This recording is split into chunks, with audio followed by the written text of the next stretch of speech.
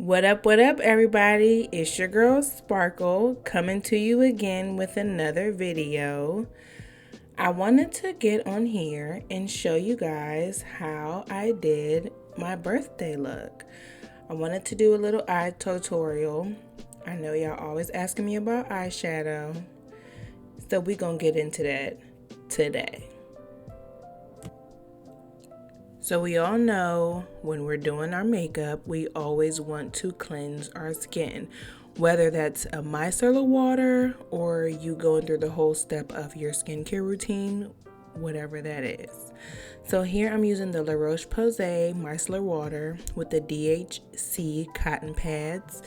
And just so you know, everything will be linked down below because some stuff was not focusing. But it's all good. We're gonna be straight. Wipe off your entire canvas, dry it down some. My moisturizer, Charlotte Tilbury. I love this moisturizer when I'm doing my makeup. It just always gives flawless. Like, you're gonna see my skin is gonna be super glowy after I'm done applying this moisturizer. And moisturizers just make your makeup adhere to your skin so much better than not moisturizing. So moisturize your skin, and it helps a lot with the creasing and breaking that you experience. Just a little admiration because I'm cute. Hey girl. Started out with the NYX, the brow glue. Y'all know this is my truest product. I love this stuff.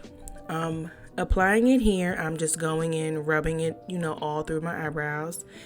And then I take the brush and I rub it in the opposite direction. After I do that on both sides, I let my eyebrows sit for about a minute, maybe two. And then I go back in and I brush them in an upward motion to create that feather brow or just whatever your desired brow look is.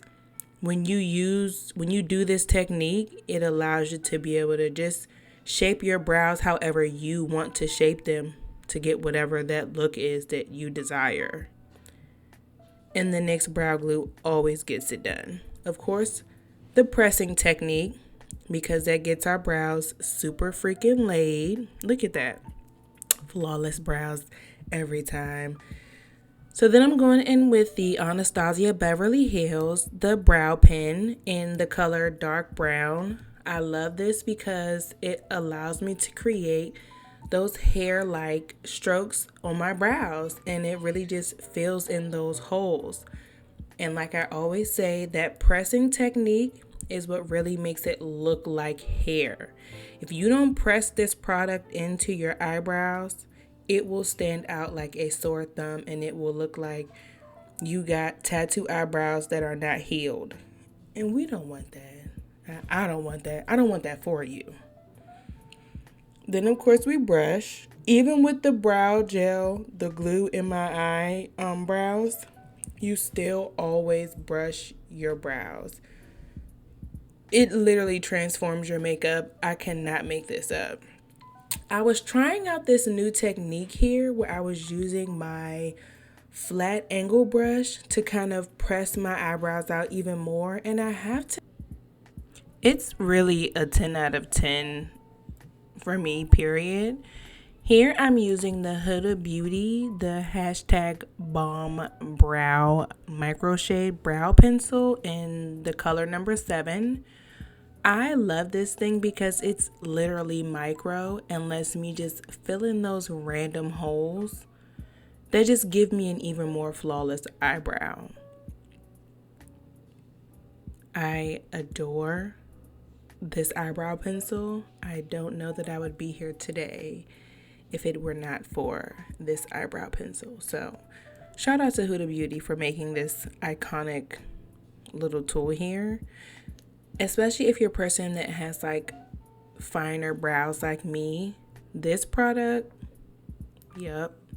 Then I'm starting out with my primer, the PatMcgrath Labs, the Skin Fetish Sublime Perfection Primer.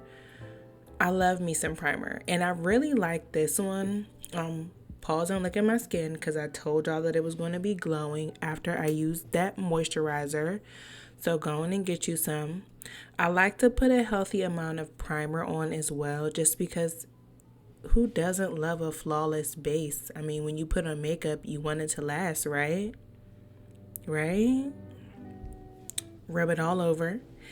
Then I got my little under eye patches from Sephora collection. I love me a little Sephora collection.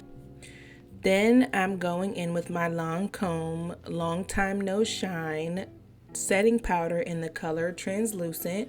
I use this to base my eyes because my lids are very oily. Very oily. Then the Born This Way concealer in the shade Butterscotch from Too Faced. This is literally, I love this stuff. I really don't even have any words. Like, I immediately was stunned. The woman was too stunned to speak. No, but that concealer, I love her. She's really, it covers so effortlessly, and I don't even have to color correct before I use it. Like, all the time. Also, let your concealer dry down before you blend it out. When I tell you that you have to use less product and you still get substantial coverage, listen to me. I promise I would not steer you wrong. Then you just get a nice little fluffy brush and you blend that out to get that really like skin-like blend that we all want from our concealer.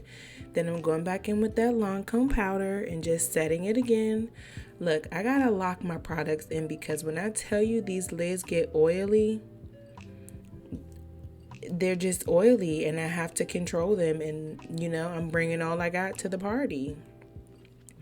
I love this stuff though. The powder really just, it's flawless. So I'm starting out here with my Jackie Aina palette that I forgot to show you because I was so excited that I just wanted to get into recording this look.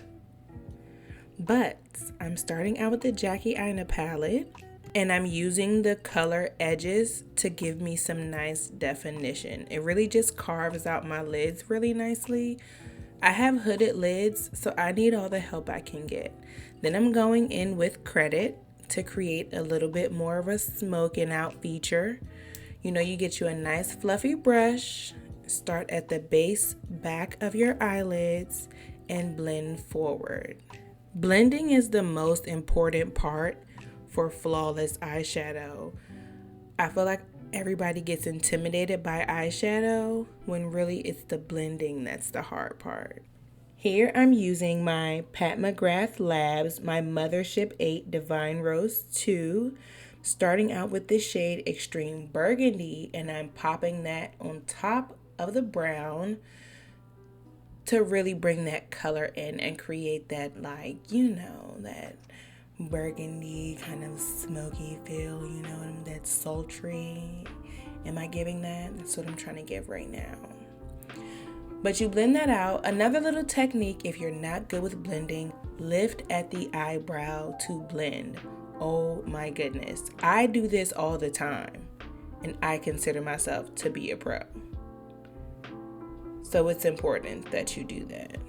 So I'm going back in with the color Big Wig in my Jackie Aina palette, and I'm actually going to put that kind of like on top of the burgundy, but also more towards the front of my lid to really bring in definition and give you color fusion, you know what I'm saying?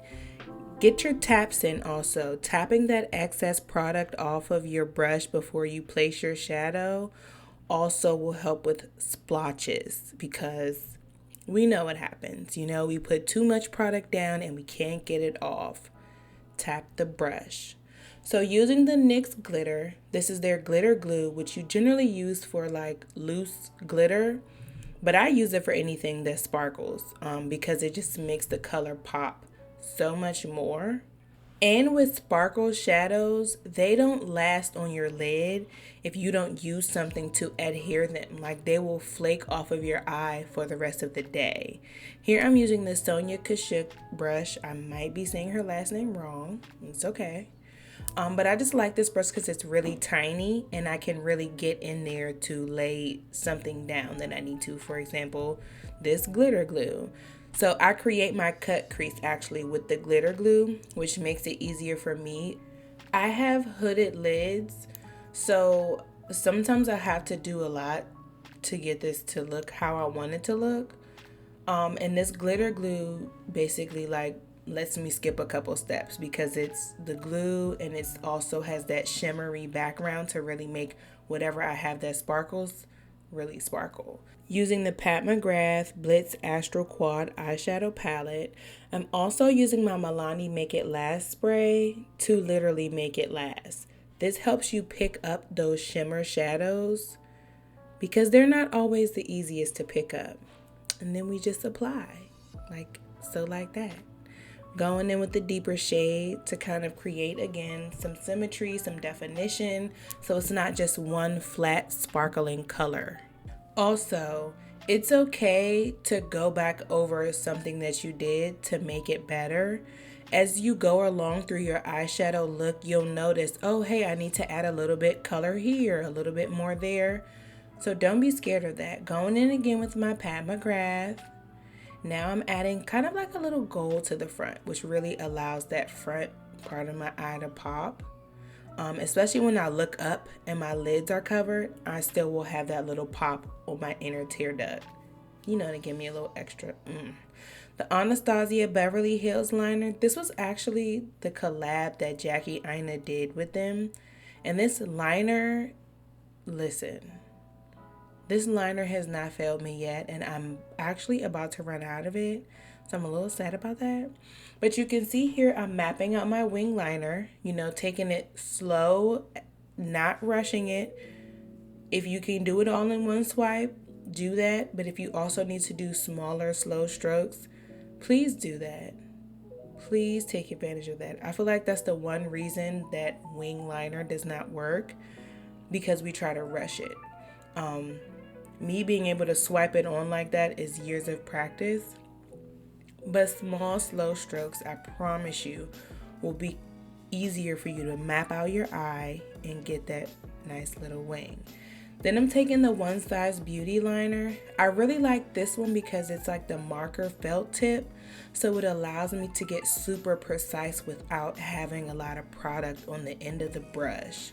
So I can get in really close to my lash line and really create the depth that you need for your eyeliner. So I can lay down those lashes and so she can be flawless, okay? So here I have the Wonder Cat lashes in the name March because duh. Also using House of Lashes glue. Don't let nobody trick y'all into buying expensive lashes all the time, because you can get you a nice little bop at the beauty supply store. Also, always clip your lashes.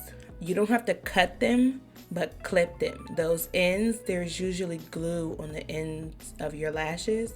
And if you don't clip that off, it's gonna literally irritate you all day. So you clip your ends. I don't care if the lash is not long enough for your eye. Clip them ends. I promise you it's gonna be transformative for your eyelash wearing experience. But I apply the glue.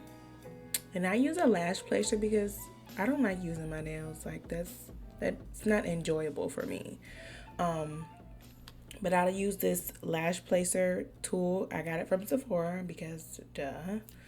And it lays my lashes flawlessly. I like to let my glue dry down for like a minute or two so that it can get tacky. That way when you put it on your lashes, it's not still needing to dry. It just sticks. And you use your fingers and you just mend them together just like that.